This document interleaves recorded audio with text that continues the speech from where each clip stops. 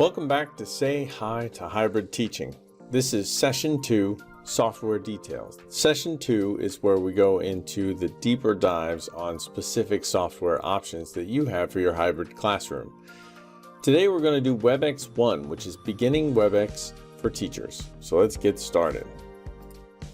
First, we're going to talk about activating our prior knowledge. So in Session 1, video number 2, we talked about some of the pros and cons for a bunch of different software options. Today we're going to cover WebEx, and some of the pros for WebEx were the fact that it's already paid for by Seminole County Public Schools, and if you don't work or go to school in Seminole County, Florida, then you can still use it for free. It's good for live discussions and screen sharing, and it has built-in polls and text chat systems. Some of the cons are around how the recording of your meetings are handled. If you record on the cloud, there's a delay before you can actually download that MP4 file. If you record on your local computer, it saves as an odd file format that you can't use in your LMS system. So we'll talk about how to get around that and how it works later. So with that said, let's talk about what we're going to cover in this short video. We're going to talk about why we want to use WebEx in our hybrid classes, how to download and install the program, how to find your WebEx room URL and call-in number, how your students are going to log into your WebEx room, how to take attendance using the chat log, how to share your screen, how to share a video on your computer with sound, how to record a meeting in WebEx, how and where to find and download your meeting recording, and then how to upload that meeting recording to eCampus for absent students. So let's go ahead and talk about why you want to use WebEx. Number one, it's a really powerful tool that allows you to communicate with students while they're at home. You're going to want to be able to show your information just like we did during the fourth quarter during quarantine last year. But this way, the students are actually going to be logging into your class during your normal regular period times. So for instance, if you have 7:20 to 8:30 class time, those students will have to log into your WebEx room during that period of time so that you can interact with them, help them out, maybe deliver content, and then get more questions and try and make sure that they're learning what you need them to learn. How are we going to download and install WebEx? Well, let's go for it. So if you don't work for Seminole County, all you have to do is type in webex.com and you can create an account and start for free. I'm not quite sure what the limitations are for the free account, but I'm sure they're functional. Anyway, so if you are a Seminole County Public School employee or student, you go to your Clever and you type in over here WebEx, and that pops this up. You click on that and it opens a new window where you can go to the downloads over here on the left. Click downloads and download the actual application. Now you'll notice if you go home, you can start a meeting from right here. WebEx works inside a browser, which means your students also don't need an application. They can just use WebEx from a browser. So it makes it very functional. So once you download the file itself, WebEx, the application looks like this. When you start, you'll see it says Cisco WebEx Meetings. It has your name and then it has your URL. This is your room URL. This is what students will put into their browser window so that they can get into your class at 7:20 in the morning. Okay? Now, back here, you can see that there are more ways to join. If you click here, if a student wants to log in by phone, they can use this number down here to log into your room by phone. Now, you'll see that there's a host pin down here on your screen, but there isn't one on mine because I'm hiding it. That allows you to log into your own screen from a regular phone and then put in that number, and then you can control things within there. Although I don't see how, I don't plan on using it, but that's the function of it. The next thing we need to do, so now you know what your WebEx room address is and your call-in number, and you know how to download the application. So next we need to open up a meeting. So I'm going to open up a meeting by hitting Start Meeting, and we're going to talk about the interface a little bit. When a button is red, that means it is active. So currently I'm muted. If I click the button, I will unmute myself. Right now my video is muted. If I unclick it, my video is on. It won't work because I'm using my video to record this video. So your camera can only be controlled by one program at a time. So that's why it's not working for me right now, but yours should work. I want to use the computer for audio. Unless I've got a problem, then I can actually call in and use my phone for audio, but generally I haven't had to do that, though I have seen people need to do that before. Down here you can click your settings and choose which speaker system you want to use, and you can also choose which microphone you want to use. There we go. So I'm going to start the meeting.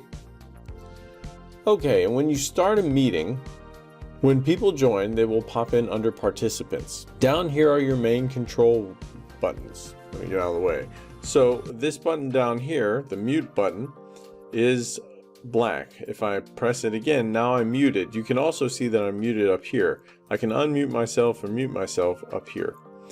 My video is off. If I try and turn it on, it throws an error, but usually if it's black, it's on. If it's red, it's off. I can share content by clicking this button here. If I would like to share content, I click that, and then up here where it says share content, I need to make sure I am either optimizing for text and images or optimized for motion and video. If you're going to show a video, you have to make sure that you have it optimized for motion and video, and you're sharing your computer audio. Otherwise, by default, if it's set to text and images, you will not be able to show a cool video for your students all to watch on your screen. It'll just be silent and very choppy, like the frame rate will be very low. You can share your screen or you can share individual applications. So for instance, if I want to just share Chrome, that particular window in Chrome, I can do that. If I want to share the entire screen, like this screen that I'm looking at, or I've got a second monitor over here, that's my screen too. The only thing you got to be careful with is if you share a whole screen, if there are passwords or anything on there, you're going to share those too. So be very careful with that. By sharing screen, I'll share this one. Sure. So my meeting looks like it's over, but it's not because I'm sharing now this screen, which you can't see. But at the top, there are different tools to stop the meeting and stuff like that. So, or stop sharing. So I stopped sharing.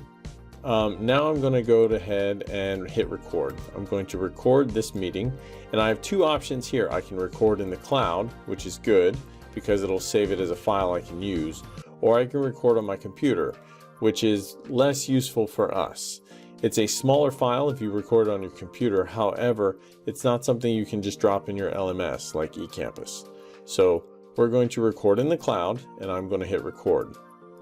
When I do that, it automatically lets everyone know that a meeting recording is in process, and then I can keep going about my merry educational day. Next, this button here closes the participants window so you can full screen whatever you're doing. This is only in your view. If your students are watching, it doesn't change what they see. This is your chat panel. The chat is always on. It's just whether you can see it or not with this button. This is your chat panel. Now the chat panel is pretty cool because you'll notice down here it says to everyone, and this is a drop-down menu. So if there were more students in this meeting, I could change this to Susie. So for instance, if I wanted to say something to everyone like hello, I just enter hello or hello from Mr. Donnan to everyone, hello. Or if I changed it here to just Susie, I could say Susie, be nice. All right, maybe she was being a little mean. I don't know. So we're going to say, be nice, Susie.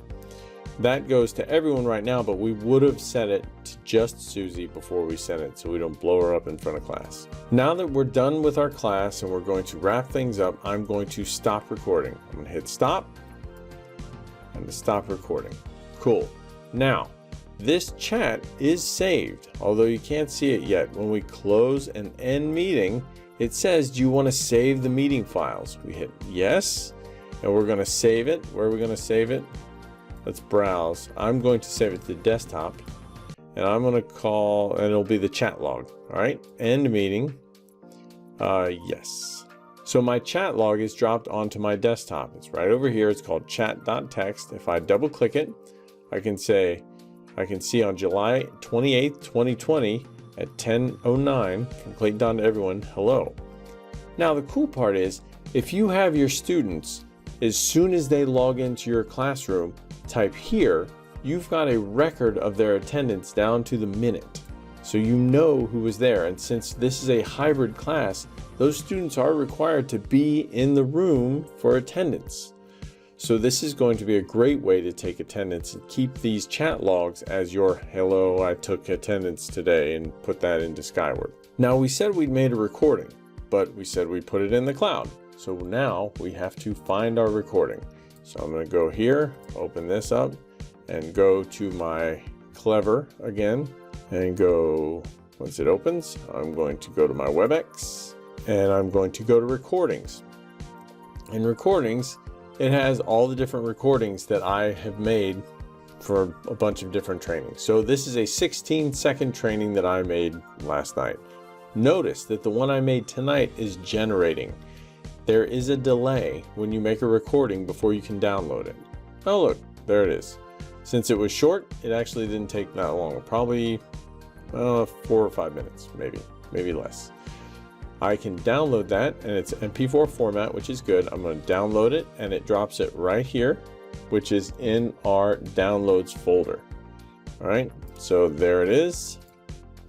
Now I want to take that file and put it into my eCampus. So for students who didn't show up today, I want to make sure that they see all the important things that I went over in class. So maybe under announcements, I can create a new announcement and call it 728. And then I can files. I'm going to upload a new file. I'm going to choose a file. I just threw it onto the desktop. And it's that one. Open, and it might take a second, so I've got another file I'm going to use for now. So once it uploads, I'll be able to select where I want it and click the file itself.